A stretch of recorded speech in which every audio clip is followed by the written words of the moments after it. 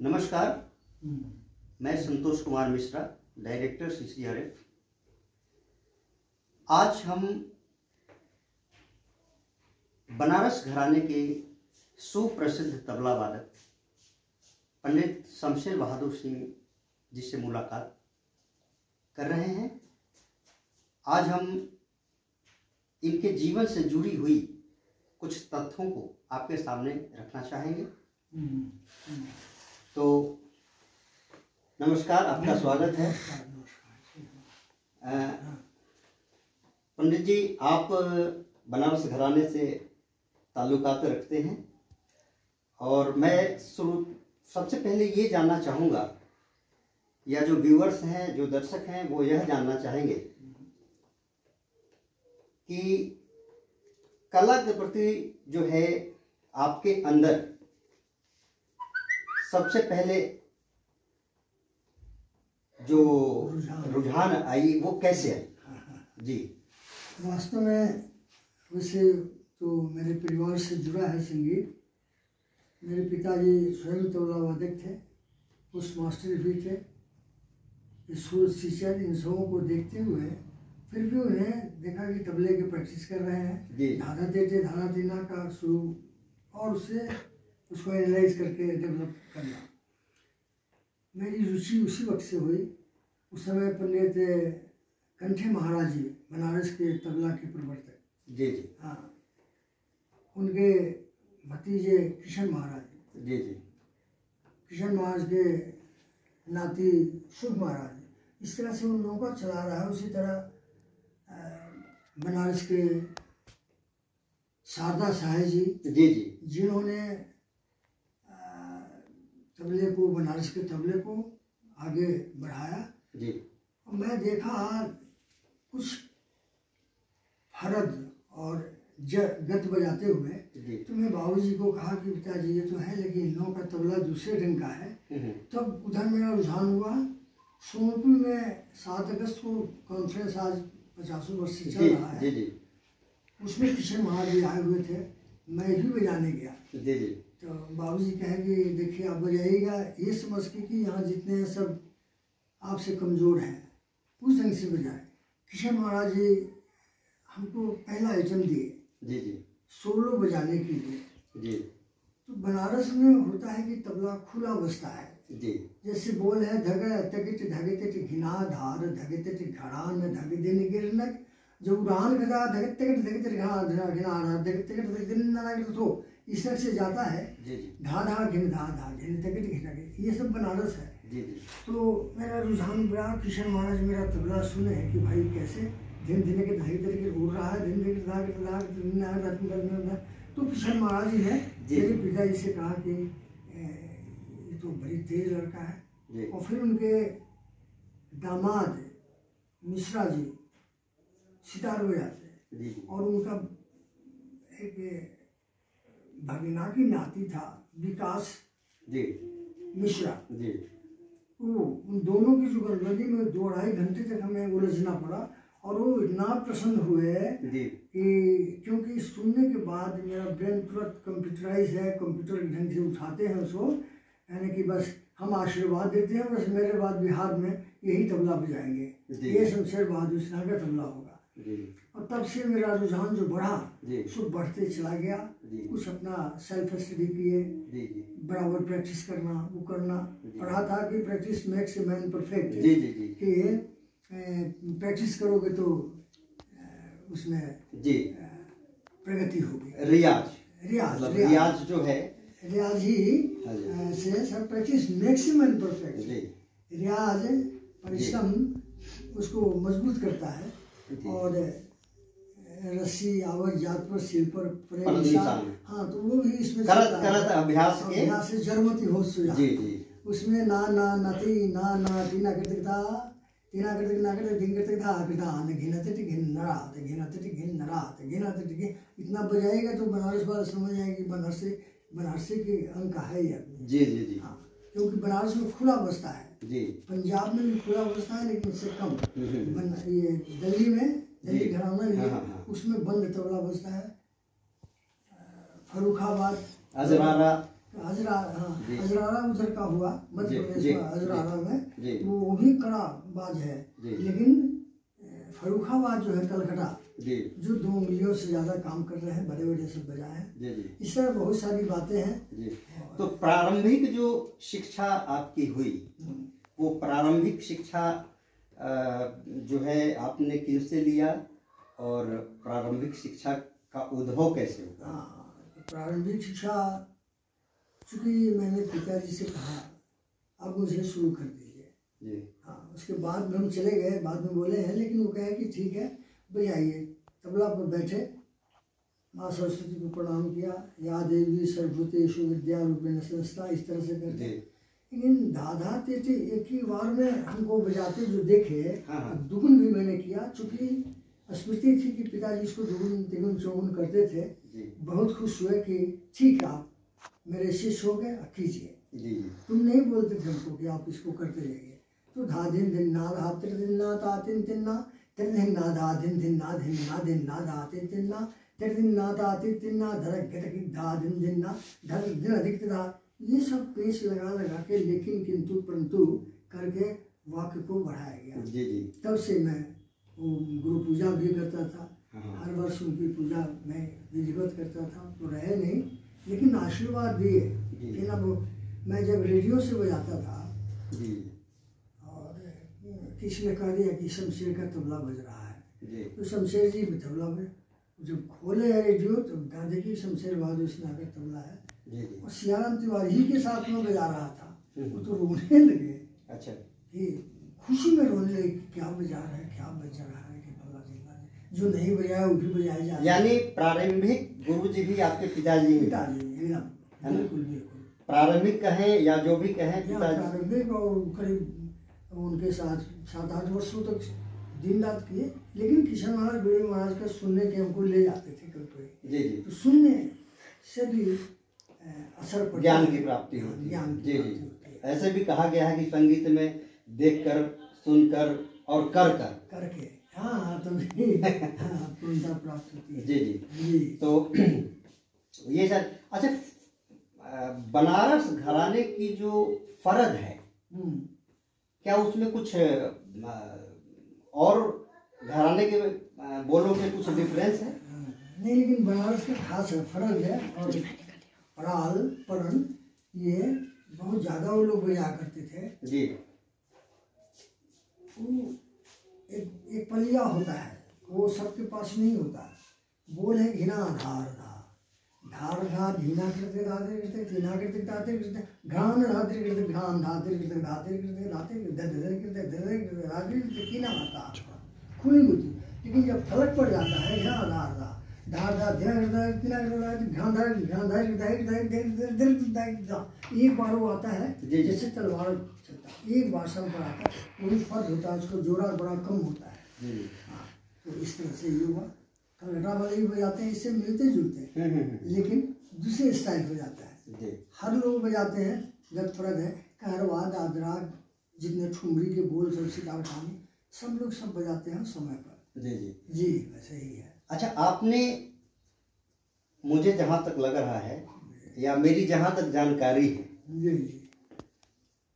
बिहार के अलावा देश के लगभग विभिन्न स्थानों पे आपका कार्यक्रम हुआ, रंग मतलब मंच आपको दिया गया। जी। आप इसके बारे में कुछ बताएं कि सबसे आपका यादगार पल जो है वो कौन सा मंच रहा? वह कलकत्ता में है जी, पार्क सर्कस एक जगह है, वही कॉन्फ्रेंस आयोजित होता है। तो मैं भी आमंत्रित हुआ वहाँ जी। उस समय ज्ञान प्रकाश घोष सबसे महागुरु थे। अच्छा। सभी उनके शिष्य थे जी। क्योंकि बोलों में निकास कैसे हो, निकास बोल में नहीं है तो बोल की स्पष्टता नहीं प्रतीत हुई, बेकार हो जाएगा जी। हालांकि एक कंपटीशन का ढंग का हो गया, मैं बजाया, देखा कि वो लोग भी बजा रहे हैं। तबला में उससे मिलता जुलता है, उनके बजाने का ढंग अलग है, जिससे फोर्स उसके तबला में कम नहीं है, फोर्स वही है, थोड़ा ये वजन की बात होती है। उन्होंने कहा कि तो मुझे फर्स्ट किया एक बार, पहले ईयर में जो यादगार था जो बनाने गए तो उसमें सेकंड हो गए थे। जी। तो हम दिन रात मेहनत की तो आने वाले वर्ष में फिर फर्स्ट वहाँ से हुई। इसके बाद तब मद्रास गया। इस तरह से क्रम से मद्रास में हुआ यूथ फेस्टिवल PNT पूरे अपने डाक विभाग ने आयोजित किया था, जिसमें मेरा नाम था। उसमें करीब 34 थे, जिसमें भगवान की कृपा थी। वहाँ फर्स्ट हुआ, मेरे पास वो गोल्ड मेडल है और सर्टिफिकेट है। तो इस तरह से 3-4 जगहों में मैं बजाता रहा, लेकिन पहला वही पार्क ज्ञान प्रकाश बाबू, उनका आशीर्वाद पहले मिला। वही यादगार है, उनके आशीर्वाद जल्दी नहीं मिलता है। आपके बहुत सारे शिष्य हैं जो तबला में आगे भी कर रहे हैं और कर भी रहे हैं, लेकिन मैं आपसे ये जानना चाहूँगा कि पहले जो लोग करते थे, संगीत करते थे या तबला बजाते थे, उनमें और अभी दोनों की अगर हम तुलनात्मक मतलब अध्ययन करें तो अभी आप क्या देख रहे हैं और पहले क्या था? देखिए, पहले की कसौटी बड़ी कड़ी थी जी। शिष्यों को बताया जाता था, उसे बहुत अच्छे ढंग से करते थे। आजकल उसको सस्ता कर दिया है। जो मैं कहूँगा कि इसको टिकट इसको देर तक करो, वो टिकट ज़्यादा नहीं करके धीरे कुछ करने लगता है। सब सीख नहीं होना चाहिए। वो मैं चाहता था कि उसको बल आ जाए, हाथ में ताकत आ जाए, वो करे। वो निष्ठा भी नहीं है। निष्ठा भी, जिससे मन में कभी तकलीफ होती है, मैं बता रहा हूँ तब तक 4 छुट्टी ने पकड़े हुए जाके। अच्छा। बताया उसको होश नहीं इस ढंग से है। तो अभी थोड़ा सुधार भी है, कुछ अच्छा कर रहे हैं लोग। जैसे मैं बता दूं, मेरे बेटे भी तबला बजाते हैं जो दिल्ली में समूह नाचना। उन्होंने मुझसे कहा कि मिथिलेश झा अभी दिल्ली में बहुत अच्छा बजा रहे हैं, उनसे मैं सीखूंगा। क्योंकि मिथिलेश झा तो मेरे साथ करीब 2-3 साल सीखा है, उनको मैं बताया हूँ। अभी आए हुए थे तुरंत, मुश्किल से 1 महीना हुआ होगा, उनको सम्मान भी दिया मेरी मदद। तो खैर सोनपुर में बजा रहे थे, कलकत्ता, दिल्ली में भी बजाए, कलकत्ता में भी बजाए। बोले कि संजय बाबू की सोच है, उनके प्रसार करने की विधि वो बड़ा साइंटिफिक है, बड़ा ग्रामेटिकली है, मैथमेटिकली है। इसलिए मैं उनसे मैं आगे बढ़ा हूँ। तो यही है। मिथिलेश झा जी का नाम सुने हो? जी, मिथिलेश झा हमारे साथ बांग्लादेश में भी कार्यक्रम किए हुए हैं। हाँ, तो मेरे प्रिय शिष्य बहुत मानते हैं हमको। हाँ जी, उनसे हमारी मुलाकात भी है और अच्छे हैं भी। मैं अब एक चीज और आपसे पूछना चाहूंगा। बाहर में, विदेशों में भारतीय संस्कृति को तो मान्यता है ही, और खास तौर पे इंडियन संगीत जो है, इंडियन क्लासिकल म्यूजिक, इसकी मान्यता तो है ही। लेकिन आम तौर पे अगर देखा जाए तो बिहार के अंदर जो पहले जो इसके अंदर जो खुशबू थी, संगीत की जो खुशबू कहें, जो पूर्वी अंग की गायकी कही जाती थी, या जो पूर्वी था, है ना, झूमर, ये सब जो यहाँ की जो प्रचलित चीजें थी, आज सब वो खत्म होकर के और अश्लीलता पे आ गई। इसके बारे में आपका क्या कहना है? बात ऐसी है कि झूमर जैसे मिथिलांचल उन लोगों के भी प्रिंट है या सॉन्ग्स है वहाँ जो गा रहे हैं, लेकिन वो निष्ठापूर्वक जो चाहिए ना, वो नहीं। जो चाह कि भाई ठुमरी है या गीत है, ठुमरी में वहाँ कहते या जो भजन है जिसमें कहते हैं उगना डे तो कथा गेला, ये भाव विद्यापति जी का था। किस तक से शंकर भगवान एक नौकर के रूप में आके उनके यहाँ रहे, उनके सद्भाव निष्ठा को देखकर तो गाने भी मैथिली मिथिला का भी या अपने झूमर है जी जी, या जो गा रहे हैं पूर्वी है, कजरी है, लोकगीत है। हाँ, तो लोकगीत तो स्थान विशेष बज्जिका अलग है, बज्जिका का अंगिका का लोकगीत, बज्जिका का लोकगीत है, आपको मगही लोकगीत है, भोजपुरी लोकगीत है। तो जो भोजपुरी अभी ज्यादा नाम कर रहा है, लेकिन अश्लीलता उसमें है। हाँ, वही मैं कह रहा हूँ कि जो ये अश्लीलता जो अभी चल रही है, इसके बारे में क्या गवर्नमेंट को कुछ सोचना चाहिए या सोचना चाहिए? इतना अश्लील कि वो सुनने लायक नहीं है फव्य परिवार की चूंकि पैसा मिलता है। हाँ। और वो लोग डाल देते हैं, सब जगह लोग सुन रहा है, चाहे कोई नहीं। पहले जो थी, जैसे आप कजरी का ही कोई अंग ले लें, कजरी के भी बहुत सारे अंग हुए, है ना। आजमगढ़ का अलग हुआ, छपरा का अलग है, बनारस का अलग है। अब जैसे पहले जो भाव होता था, भैया मोरा आबेयाना भैया सवनमा में नाचै बुनन, ये कजरी क्या बात है। भैया मोरा आबे अन भैया सजनमा में नाचै बुनन। तो ये जो चीज है, हाँ, वो बात नहीं है, जो फीलिंग्स है, हाँ, ये चीजें अभी के संगीत में है नहीं। अब वो सीधे जो है धम धाक जो भी है, आज हर कोई जो है म्यूजिक डायरेक्टर ही है, हर कोई गीतकार ही है, हर कोई संगीतकार ही है। तो इसके बारे में अभी मतलब क्या देना चाहते हैं लोगों को? इसमें उन लोगों को पहले तो एडवाइस करना चाहिए कि आप लोग गाइए जो साहित्य है, हर की साहित्य है, मगही भोजपुरी जितनी है सबके साहित्य है। जी। और जाल भलगर नहीं हो, वल्गैरिटी नहीं आवे, हाँ, उस पर ध्यान दिया जाए। वैसे पैसे के आलम में, हाँ, ये मानने वाले नहीं है। सुमधुर हो, हाँ, सुंदर भी हो और मधुर भी हो, मधुर हो और प्रेरणात्मक हो। हाँ, ताकि हम संगीत कहा गया है कि साहित्य और संगीत एक दूसरे के पूरक है ना। बिल्कुल। और समाज को अग्रसर करने के लिए, आगे बढ़ाने के लिए इनकी जो भूमिका है, वो भूमिका रहनी चाहिए बरकरार। बिल्कुल, वही कमी हो जाने से वल्गैरिटी आ जाती है। जी। तो एक सभ्य समाज के लिए इसको दूर करना चाहिए और इसमें सरकार का भी, हाँ बिल्कुल, सरकार से भी कहना चाहिए कि इस वक्त लोग पार करते हैं, इसको पास करते हैं जी, वो वोट बैठता है, क्या करते हैं, तो थोड़ा सा उस पर ध्यान देना चाहिए कि पैसे पर नहीं जाए। क्या जाने वो लोग पैसा देते हैं क्या संसद बोर्ड को, तो उस पर ध्यान देना चाहिए कि इतना हल्का नहीं करे, उसमें कुछ बात हो। जी, उस प्रयास करने पर कुछ हो सकता है। बिल्कुल, प्रयास ही तो सब जी।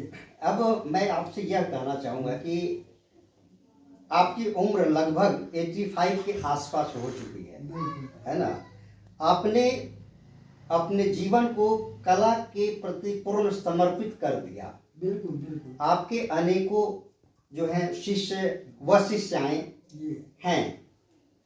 फिर भी आज मैं देख रहा हूं कि बिहार की तरफ से जितने आपको अवार्ड मिले, जितने आपको हर कुछ मिले हैं, आप पद्मश्री अवार्ड के योग्य हैं।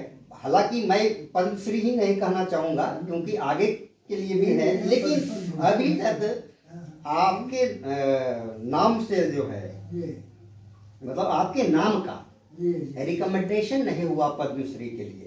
ऐसा क्यों? कुछ है, लोग इंटरेस्ट नहीं लिए, बोले कि पेपर में डाल दिया कि नहीं, इनको तो बहुत पहले मिलना चाहिए था, ये सरकार की नेग्लिजेंस है। वो बोला हमसे भी कान में, हम पेपर पे देखे, उसको अटैच कर दिया था, इस बार मैं भेजा तो अटैच कर दिया। लेकिन किया नहीं। संगीत नादो एक आदमी है और सब, इसको उनको सम्मानित करना चाहिए था, लेकिन नहीं किया। उसके मैं तो चाहूंगा कि आप विद्वान व्यक्ति हैं, उम्र के लिहाज से नहीं, ये तो हमारा भाग्य है कि आपके साथ मुझे साक्षात्कार करने का मौका मिल रहा है। आपसे निवेदन है, जो सबों से छूटा है उसे पकड़ के और मेरे साथ एडजस्ट करने की कृपा करें। मेरी भी तो कितना है कि रामविलास पासवान और सडन मरने के बाद मरणोपरांत उनको दिया। जी। श्री हो पद्मभूषण जो भी दिया। नहीं, मैं ये कह रहा हूँ मरने के बाद तो वो व्यक्ति तो नहीं रहेगा ना, नहीं रहेगा, वो तो देख नहीं पाएगा, इसलिए उस खुशी को वो नहीं कर पाएगा, वो तो अलग मैटर है। लेकिन मेरा कहने का मतलब ये है कि आप इतने गुणी व्यक्तियों में से एक हैं। बिहार में आपको मतलब जो है क्या कहते हैं, तबला जी जी में जो है एक आपका एक अलग स्थान है। मैं यही कहना चाह रहा हूँ कि इस पर आखिर बिहार के लोगों का कला के प्रति जो है जो समर्पण नहीं है, या कला से भाग रहे हैं, कला को सीखना ही नहीं चाह रहे हैं, इसमें कहीं ना कहीं सरकार की भी तो कमियां है ना। मैं इसमें प्रयास किया हूँ, कुछ रुझान बढ़ रहा है, मुझे कि आप जानो कुछ करो, बाहर से पूरे लोड किया हुआ है मोबाइल में, उसको भी देखना है और उसी दृष्टिकोण से कुछ अपने दिमाग लगाना चाहिए कि भाई गीतम वाद्यम नृत्यम, ये तो है गीत वाद्य नृत्य, सामवेद में है गीतम वाद्यम नृत्यम त्रय च संगीत मुच्यते, ये तीनों को ही दिमाग में रखना चाहिए। जो हम भोजपुरी में या पूर्वी में बजाते हैं तबला, वो डांस में नहीं बजता, डांस में तबला खुल जाता है। उसी तरह इसमें लोच आना चाहिए, जैसे भिखारी ठाकुर जी का जरा सा कर नदिया है ना कुछ तो। और खैर इतना तो आपसे रिक्वेस्ट है कि आप उसको जोड़िए, हम भी दुखी हैं और मैं भी, मेरी इच्छा की 2-3 साल मैं बचूँ इसी में। जी बिल्कुल, मेरी शुभकामना है कि आपको जब तक पद्मश्री इनाम मिल जाए, मैं इस मैटर को जो है आगे चाहता हूँ, आगे तक बढ़ाना चाहता हूँ। दूसरी चीज़ ये है कि अभी कुछ दिन पहले एक सोशल मीडिया पे विवादित आया, एक कलाकार हैं जिन्होंने ये दिया कि भाई बनारस घराने में जो हैं वो कोई अच्छे संगतकार नहीं पैदा हुए, तो उस पर आप क्या कहना चाहेंगे? ये ना संगीतकार जैसे अनोखे लाल जी, तबला एक पीट के बजाना अलग चीज है, लेकिन गाने की खुशबू को ध्यान में रख के संगत करना, उसको सक्षम संगीतकार कहा जाता है। हुए हैं कुछ ही लोग हुए हैं, नहीं तो ज्यादा बजाने ही वाले वहाँ ज्यादा हुए लोग कहते हैं ये सब पिटाई करते हैं, सोलो बजाते हैं। गाने में भी अच्छे अच्छे लोग हुए हैं बनारस में, ठुमरी भी गाए हैं, बनारस की भी ठुमरी नामी है। पिया नहीं आए बहुत दिन बीते हो पिया नहीं। वाह वाह वाह, क्या बात, बनारस की ठुमरी। इसी में थोड़ा सा लय को टानते हैं, सुर को लंबा करते हैं,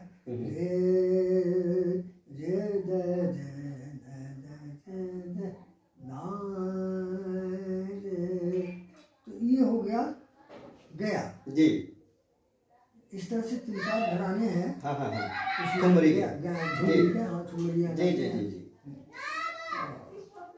इस तरह से बहुत बातें हैं। मैं चाहूँगा कि बाद में। अच्छा, आपसे बस एकदम लास्ट ये है कि आप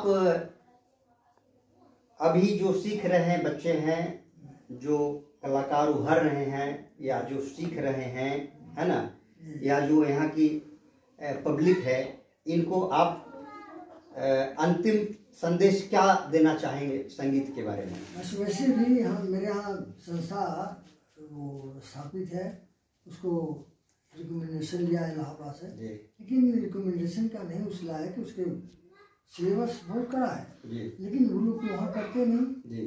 हम बोले कि इन लोगों को बताया कि जरा सुनिए, नहीं है गाना देखिए, तबला बज रहा है, सब गाते लाखों के बोले से तेरे लिए मैंने लाखों के। अब जिसमें लाइट जाता है धेन नारा ये ठेका बजता है, ठेका बजता है। लोगों को समझाते हैं कि ऐसा हो, समझिए इसको, ये चीजें बजा के देखिए कि धादी ना धाती ना तीती ना दीना दीना दिन दिन ना तर दिन ना, ये सब कहाँ बजना चाहिए, प्रिपेयर जगह देके उसको समझिए। और वंस इन द वीक हम लोग बैठते हैं संडे के संडे, तो वो सिखलाते हैं, सब कुछ चाहते हैं कि जाने। बस यही है। तो ठीक है, मैं सभी दर्शकों को कहना चाहूँगा कि आज हमारी मुलाकात बिहार के प्रसिद्ध तबला वादक पंडित शमशेर बहादुर सिंह जी से हुई और इन्होंने अपना समय जो है साक्षात्कार के लिए दिया है।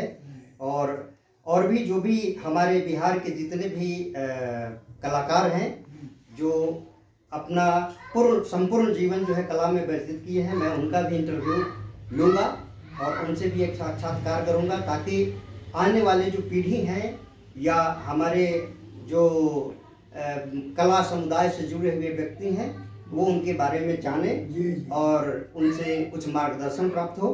तो इन्हीं के साथ मैं अब अपना वक्तव्य समाप्त करता हूँ। नमस्कार। जी।